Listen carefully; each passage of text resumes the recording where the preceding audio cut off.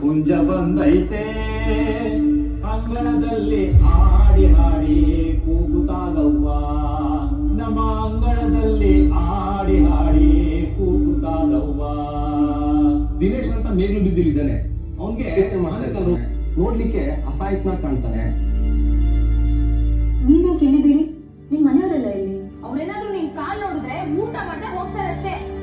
ನಿನ್ನ ಅಸಹ್ಯವಾದ ಕಾಲ್ನ ನೋಡಕ್ಕೆ ಇನ್ಯಾವತ್ತೂ ಇದು ಬರೋದಿಲ್ಲ.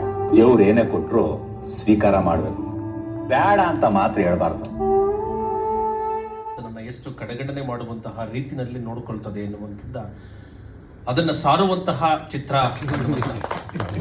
ಸೋತ್ರು ಕೂಡ ನಂದೇ ಸೋಲದು, ಅವ್ರು ಸೋಲಲ್ಲ. ಆ ರೀತಿ ಎಲ್ಲರೂ ಕೂಡ ನಿರ್ವಹಿಸಿದ್ದಾರೆ. ಸೆಲೆಬ್ರಿಟಿಗಳನ್ನ ಕರೆದು ನಾವು ತೋರಿಸಿದ್ವಿ.